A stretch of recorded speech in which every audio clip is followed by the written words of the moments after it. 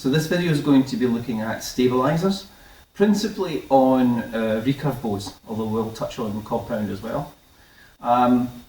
Basically we're looking at the way stabilisers work, the components to them, and how to set them up. So why use stabilisers at all? I get asked this question a lot. The stabilisers are basically there to stabilise your bow. If you can imagine a tightrope walker, if they're walking along a tightrope, in order to keep themselves stable and to stop from wobbling, they stick their arms out, or they get a long pole to extend that weight out so that they're not going to be wobbling from side to side. So if you look at a set of stabilisers, this would be the equivalent to sticking your arms out. So what we're doing is we're taking the wobble out this way. Your long rod is taking the wobble out this way. So if you imagine if you got a stick or a piece of cane and you're able to just move it around, no problem at all. Stick a weight on the end of it and it takes a lot more energy in order to move it, so it has this dampening effect. So that's why on the end of your rods you would have the weight. So earlier I mentioned balancing a bow. So what do I mean by that? There are basically two balance points on your bow. So I've now fitted stabilisers to this one. So the two balance points, if I invert the bow and I put my finger about an inch in front of the handle, you can see that this pretty well sits horizontally. So I like a neutral balance in my bow. Some people do like it to maybe sit forward very slightly, but I think neutral works for most people. That's kind of a starting point.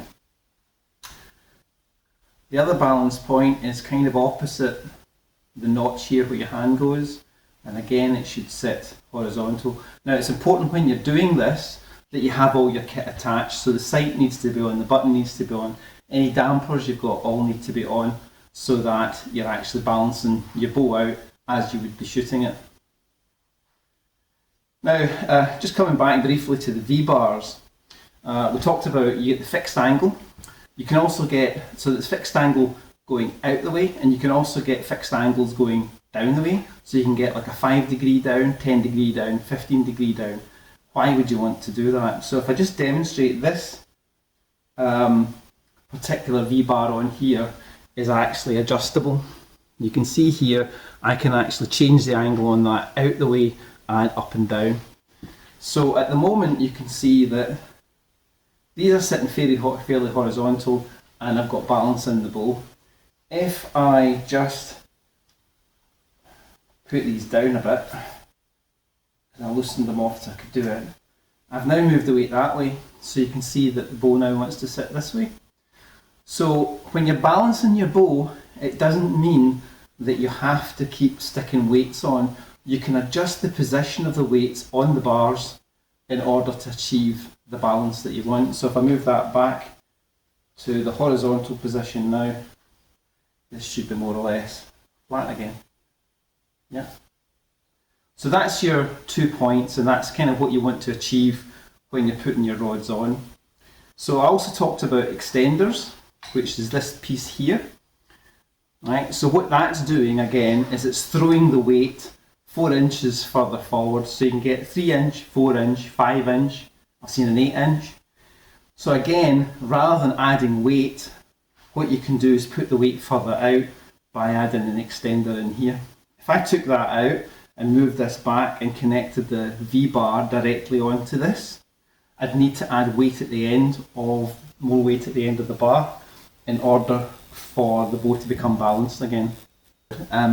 Now price wise, you'll have rods that are carbon and then you get 3K carbon.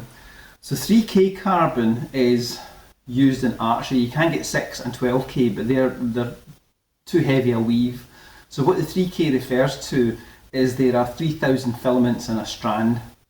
So it's about the strength and the material, and it can be laid down in different ways as well, the different layers, in order to achieve different things.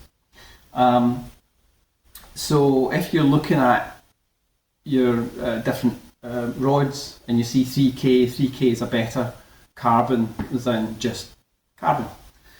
So this one's a middle of the road one. This is the Stonic. In terms of components on the end here, so you have your rod. At one end you have a 5/16 inch thread. Now that is the bit that goes into your handle, or it'll go into the V-bar, etc. So it's always 5/16 at the bow end, and at this end it's a 1/4 inch thread. So I've had people buying dampers which look like these. Right, looks a bit like that, but it's not. The thread on these is a 5/16 thread, and they're designed to go straight into the bow. They are not designed to go on the end of a long rod, so just bear that in mind. So on the end of this here, you have a damper. So this here is also called a doinker, but this here helps to take the vibration out of your shot. By giving it some flexibility. Now, you can get cheap rods where that there, the damper, is actually glued into the end of the rod, and this will be on the cheap rods. So this one actually unscrews, so I can just take this one off. So why do I want one that comes off rather than one that's just glued on? Right, say you do have to add some extra weight to this.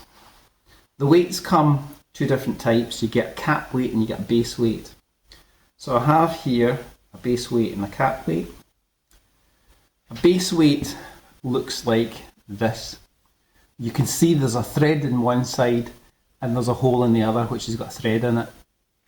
So base weights, you can get a series of them if you want, and you can screw them together the way I set them out, and you can screw them together in order to add weight. Cap weight has the hole at one end and a blank on the other, and this is just this would be like the last weight you would put on. So on this that I've just unscrewed, you can see there's a cap weight. There isn't a base weight. Well, there is this little blue one that screws in as well. I'll show you that. But say I want to add more weight to this. Now I could put another base weight onto here, screw it down, and then put the cap weight on. So I've now extended it. I've put extra weight forward of the damper. So when I screw this back on here, depending on how much weight you've put on this and depending on the quality of the damper, what can happen is that this will start sinking down. It's not ideal. So what you do is you take the base weight off, you take the damper off, and you put the base weight on the end of the rod inboard of the damper. Put that back on again. Right, and then put my cap weight on. So my weight is now inboard of the damper. Therefore, it's not distorting it. Yeah. So when you're paying a bit more, you're getting this facility rather than just a cheap rod where that's glued straight in. The thinner they go, the more flexibility that you can get in them, and that's why these thinner ones will tend to be made of the 3K carbons rather than the normal carbon. You'll also see ones which are oval in shape. So both the thinner diameter and the oval shaped ones are there to try and decrease wind resistance. So if you're out in a field shooting and you've got the rod sticking out and you've got crosswind, what they're trying to do is stop the wind pushing against your rod and pushing you off target. But you'll pay more for them. There's also different dampening systems. This one, as I say, has the doinker or the damper on it. You can get ones like the ramrods. So ramrods are a thin diameter, 3K. They have titanium powder in them rather than the rubber. You can also add rubber to it, but the idea of the titanium is that it acts as the damper. These rods also taper as they go out, and again this is to try and reduce wind resistance. But you know, a long rod like that, you're probably looking about £300, as opposed to a long rod like this, which will cost you about £30.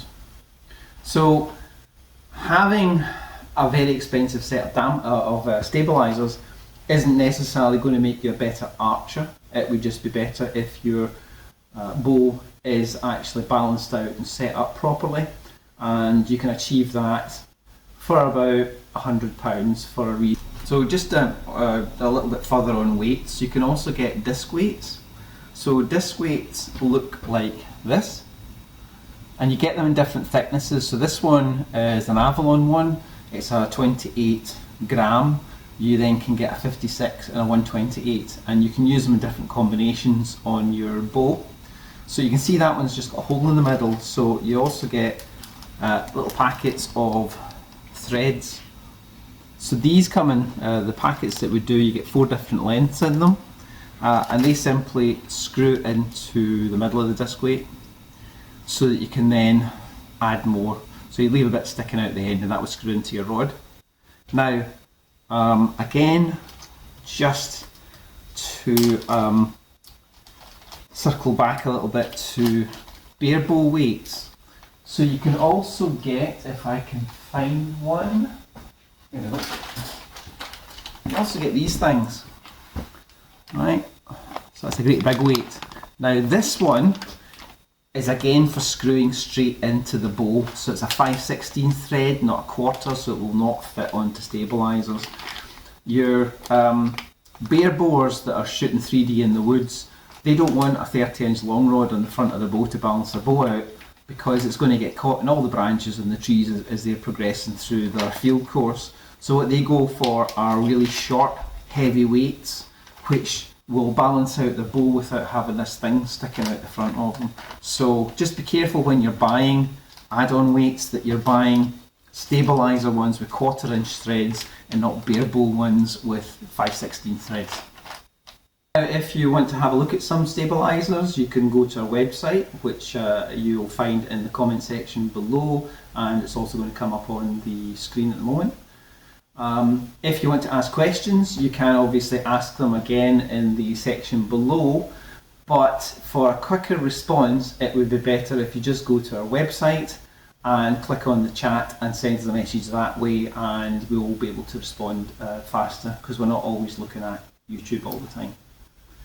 Thank you once again for watching, and I'll be back soon with more tips and hints.